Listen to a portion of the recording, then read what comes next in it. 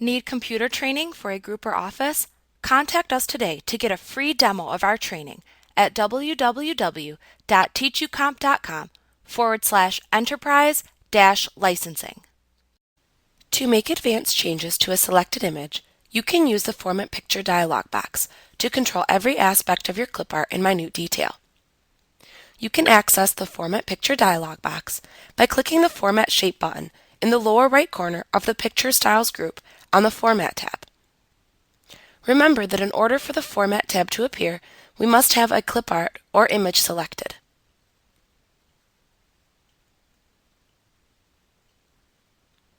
The options that you can change for your selected image are grouped by category within this dialog box. You can see the categories shown in a list at the left side. To use the box, you select a category from the left side and then make any changes to the available settings shown within the category at the right side. Once you have finished making your changes, you can then click the Close button to close the box.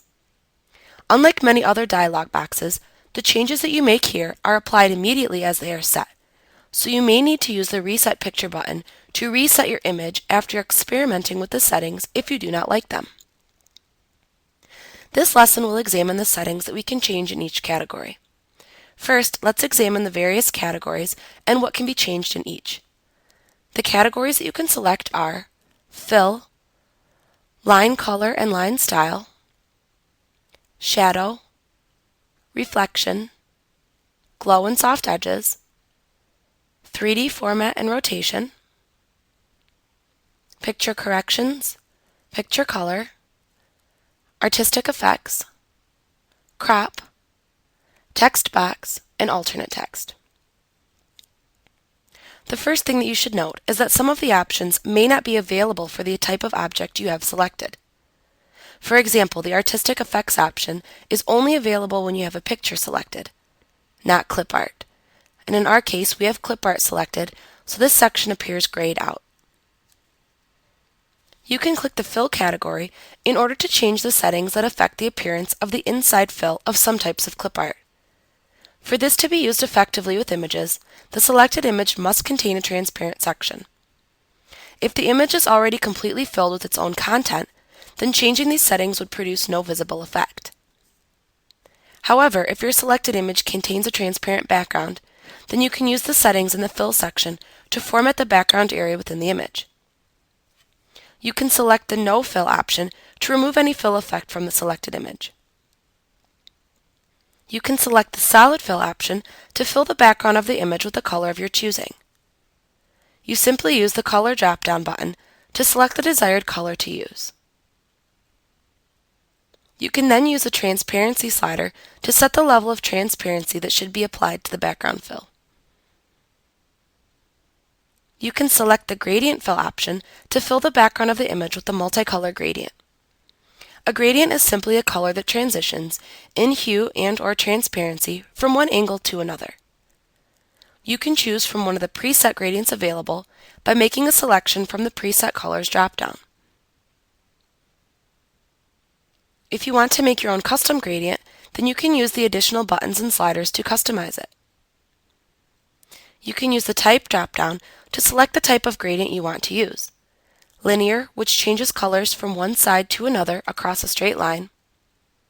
Radial, which changes colors starting from an origin point and then radiates outwards in a circular pattern. Rectangular, which changes colors starting from an origin point and then radiates outwards in a rectangular pattern. Or Path, which follows the path of a line that you draw. Once you have selected a type of gradient, you can then select the specific variation that you would like to use from the Direction dropdown. If you selected a linear gradient type, you may also select the angle at which the gradient changes by entering the desired angle in degrees into the Angle Spinner box. The Gradient Stop section allows you to set the number and appearance of changing points in the gradient's color scheme. At its most basic level, a gradient must have at least 2 gradient stops. You can have more if desired. In this section, click on a gradient stop to select the gradient stop whose properties you wish to set. You can click and drag one of the gradient stops to change its position within the gradient, or you can enter its position as a percentage into the position slider.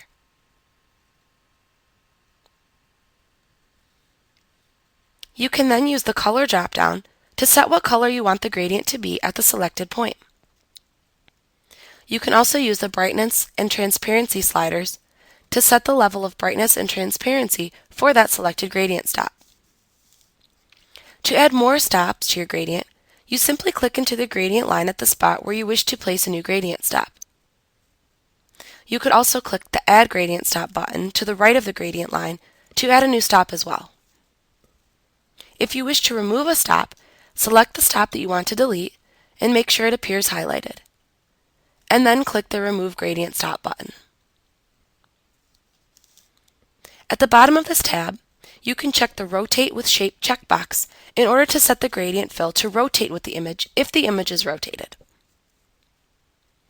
Back at the top of the Fill section, you can choose the Picture or Texture Fill button to fill the background of the selected image with another image of your choosing. Textures are simply preset images that are included in Word. To apply one of the preset textures, you can select your choice from the texture drop-down. If you want to use a picture located on your computer, you can click the File button to open up the Insert Picture dialog box where you can select the image file from your computer to insert. You can also click the Clipboard button to paste the contents of your clipboard into the background of the image. If you want to insert another piece of clip art into the background, you can click the Clip Art button to open up the Select Picture dialog box. You can then use this dialog box to search for clip art to insert into the background. If you want to tile or repeat the background, you can check the Tile Picture as Texture checkbox. Then, in the Tiling Options section, you can set the Offset X, Offset Y, Scale X, and Scale Y to set the amount of horizontal and vertical offset to apply to the background image. You can also use the Alignment and Mirror type drop-downs to further customize. If you deselect this checkbox, you will then see the stretch options appear. You can change the background image's offset settings in this Stretch Options section by using the left, right, top, and bottom spinner boxes to input the percentage by which the image should be offset from the selected side. Finally, you can set the amount of transparency to apply to the background by using the Transparency slider. Once again, you can also check this checkbox to rotate the inside image with the shape. If you wish to set a pattern fill for the selected image, then choose the Pattern Fill option. Then select a desired pattern to use for the fill for the image from the choices shown below. You can then use the foreground and background color drop-downs to set the desired foreground and background colors to use for the fill pattern. The next category is line color. As applied to images, these attributes set the color of the picture's border. The three options shown at the right are No Line, Solid Line, or Gradient Line. If you do not want to have a line or wish to remove a line that has been applied, you can select the No Line option. If you wish to apply a solid line, then select the Solid Line option. Notice that when you do this, additional settings become available. First, select a color for the line border from the Color drop-down. If the colors shown aren't quite what you need, notice that you can select the More Colors command at the bottom of the color palette in order to open the Colors dialog box. In the Colors dialog box, you can create almost any color you desire. This dialog box is available in almost all of the places where you can choose a color in Word. You can click either the Standard tab and then select one of the colors from the honeycomb of color choices, or you can click the Custom tab and then select the color you want. Notice that the Transparency slider appears in both of these tabs. Once you have selected a color, you can click the OK button to return to the Format Picture dialog box. Notice that the Transparency slider also appears in this section as well. If you want to apply a gradient line, you can select the Gradient Line option in order to view a different set of options in the line color area. You can apply a gradient to a border in the same way that you can apply a gradient to a fill, so these options should be familiar to you, as we just covered them in the Fill section. You can click the Line Style category in order to make changes to any line, or in this case picture border, that changes its thickness and appearance. Use the Width spinner box to set the width of the line.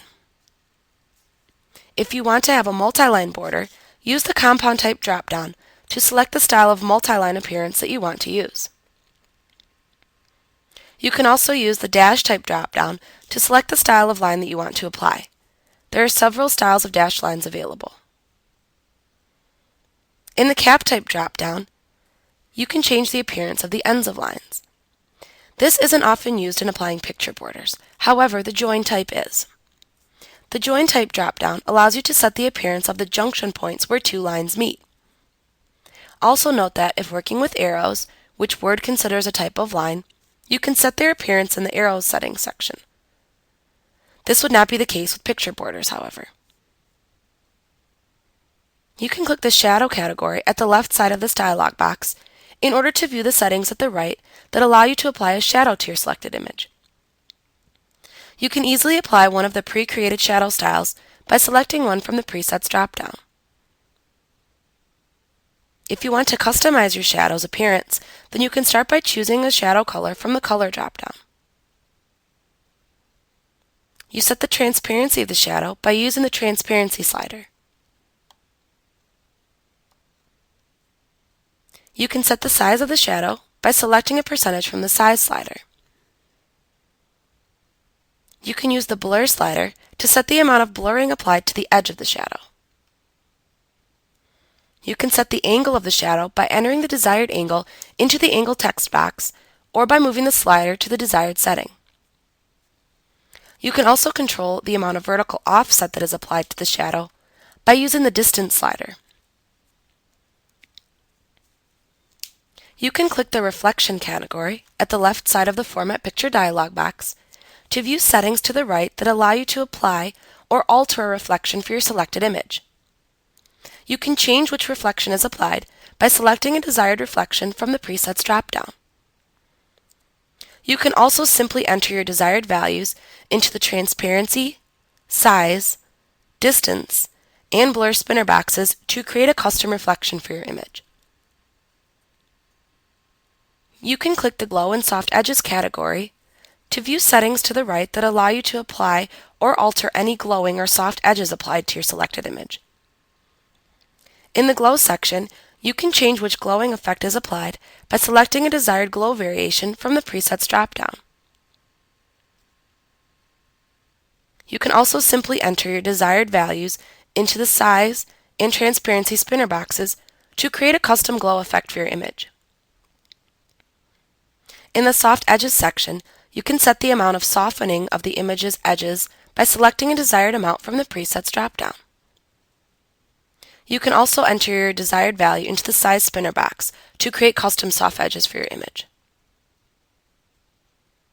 If you want to apply a 3D effect to your selected image, then start by clicking the 3D Format button at the left side of the Format Picture dialog box. In the Bevel section, you can use the top and bottom drop-down buttons to select a style and thickness of beveling to apply.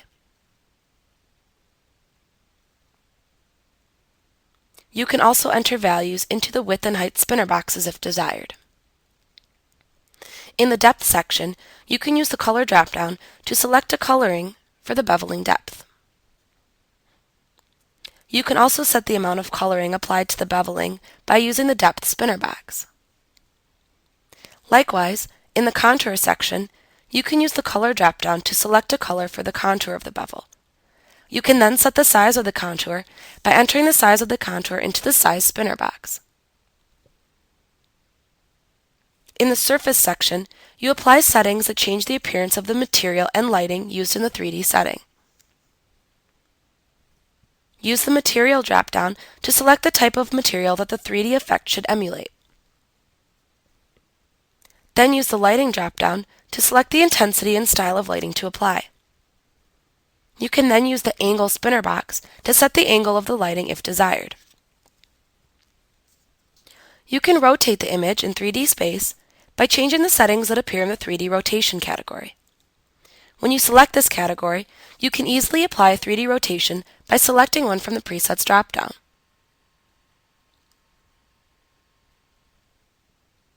If you wish to apply your own custom rotation, then you can use the buttons and sliders in the rotation section to accomplish that.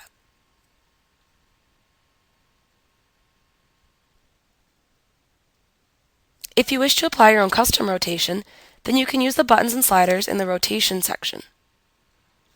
Use the buttons for the angle spinner boxes for each axis, X, Y, and Z. If you selected a perspective style in the 3D rotation from the presets dropdown, then you will be able to enter an angle into the perspective spinner box.